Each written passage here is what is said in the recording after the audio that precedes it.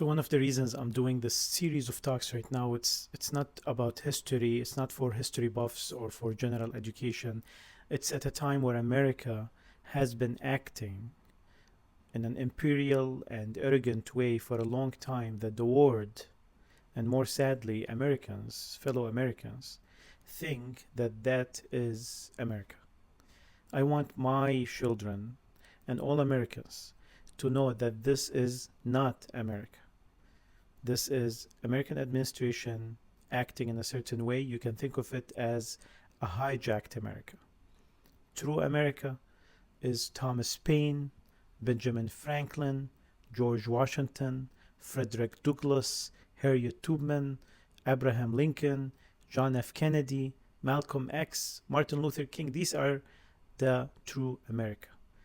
But more importantly, not the persons. America is the principles and values of enlightenment, of family, of hard work, of equality that were translated into the American Revolution and became documents and literature like the Common Sense of Thomas Paine or the Federalist Papers or the Declaration of Independence, the Constitution, the Bill of Rights. So to remind you of these American values and moments, I'm doing this. So now I take you to January of 1919, when the victorious powers gathered in Paris after World War I to divide a world that had just finished bleeding. The Ottoman Empire, centuries-old empire, broken, defeated, lay on the table like a carcass waiting to be carved. Britain wanted its share. France had already drawn its lines in private in the secret agreement of Sykes-Picot. And who came to stand to their face? America. Woodrow Wilson arrived from America carrying, of all things, American principles. He believed that the old European way of settling wars, secret treaties, colonial acquisitions, the strong simply taking what they wished from the weak, was not only immoral and un-American, he also believed it would be the cause of future wars. And he was right.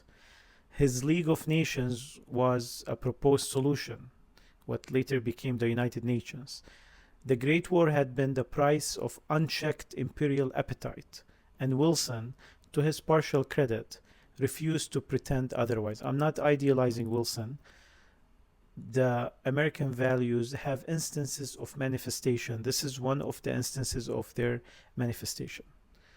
He called for a new mode of international conduct: arbitration over war, self-determination over annexation, light over the shadow of old diplomacy. This was, in its essence, an American critique of European imperialism, and it was not wrong. But here is where history teaches us its most bitter lessons: that the rejection of empire requires more than language. It requires knowledge. And knowledge of a people requires, at minimum, the ability to hear them speak. So Wilson arrived in Paris and no one around him understood the Arab word. His team of commissioners, Colonel House, the Secretary of State Lansing, Henry White, and General Bliss had collectively almost no experience whatsoever in the Middle East. This was not a minor gap. These were the men empowered to negotiate the fate of millions of people across Syria, Palestine, Mesopotamia, the Iraq now, over Arabia, the Arabian Peninsula, Anatolia. They could not have found Jabal Amil on a map. They would not have known the language to ask. He also had academic advisors, a good thing, but he had a group called the Inquiry assembled to give the American delegation scholarly depth. But it was actually another troubling group. The man primarily responsible for the main report on the Middle East was William Westermann, a historian whose expertise lay in ancient Egyptian, Greek, and Roman civilizations. He is a scholar of pharaohs, advising on the fate of Arabs. They had nothing to do with each other. Beside him stood Leon Dominion, who had been born in the Ottoman Empire, but whose specialty was European languages, not Arabic, not even Turkish, and had no political depth whatsoever. He had no experience in living cultures of the region. Another person was David Magee, was a professor of Latin and classics at Princeton.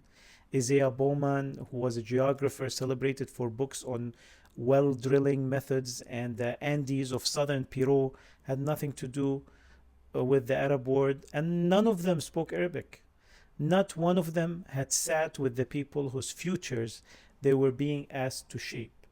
Not one had walked the streets of Damascus, eaten in a village in the Biqa', heard Friday sermon in a mosque in Nablus, or listened to the grievances of a farmer in Huran. They were men of books, and the wrong books, in the wrong languages, about the wrong civilizations. And what did they recommend in January of 1919? They proposed dividing the Ottoman lands into 6 administrative sections: Armenia, Anatolia, Mesopotamia, Syria, Palestine, and Arabia, all to be supervised by Western powers for the foreseeable future. And they were influenced by the Zionist movement enough to further recommend the establishment of a Jewish national home in Palestine, a phrase they used revealingly synonymously with Jewish state. There is a word in Arabic called jahl. That means not ignorance, really. It is a willful, arrogant kind of ignorance. The ignorance of the one who does not know that he does not know. The inquiry was not populated by evil men. They were, by their own lights, serious scholars doing their duty. Listen, and I want the rest of the world to understand this. Americans are very kind people, and the scholars of America are one of the best. But their jahl, their unknowing, was total. And it was their recommendations, not the testimony of Amir Faisal or the delegates who traveled to Paris to speak for the people of Greater Syria, that formed the intellectual scaffolding on which the settlement was built. This is very important in the context of today, because the same mistakes are still done by the American administration today. The experts surrounding American administration today advising on the war on Iran or Lebanon or the situation in Palestine are mostly ignorant about the intricacies and the spirits of the region. And that's why the plans keep on failing. Now, after hearing King Faisal speak, President Wilson himself seemed to sense that something was wrong. He knew he lacked ground truth knowledge. He knew that General Allenby and Bliss were right when they told him that a fact-finding commission should be sent to hear from the people directly. These generals, they had direct experience and access to the people of the Middle East, and they knew that the idea in the White House or in Britain or France were not accurate. The British and French were going to carve the region according to their interests, and they had already agreed upon it in private, and that's what President Wilson knew at that time. So the idea of the commission was born not from confidence, but from the uncomfortable awareness that no one in the room actually knew what the people of Syria and Mesopotamia, when we say Syria, it is today Palestine, Jordan, Syria, and Lebanon. So nobody knew what they wanted actually for themselves. And President Wilson came with the principle of the consent of the governed, although it was more white-centric like we spoke last time, but still there must be an implementation or a manifestation of the spirit of the principle, if any. So it was in its way a remarkable moment, the most powerful man in the world admitting implicitly that his empire of learning had nothing to say about the civilization it was preparing to judge. And that moment is a very important moment in history. So the commission, as we will see in the episodes ahead, was opposed from the moment it was proposed. It was opposed by Britain and France, and they did everything they could to ensure that it would not go, or would go and be ignored. The Zionist organizations lobbied heavily against it, tooth and nail, and even some Americans worked to prevent it.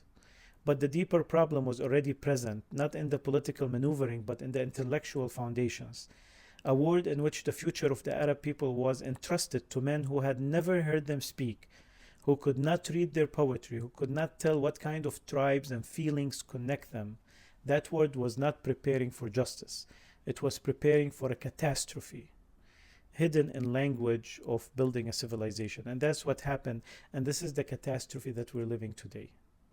Subscribe to hear next episode on how the King Crane Commission, the American Commission, departed and what it found out and what it finds out is more than anyone in Paris conference knew at that time.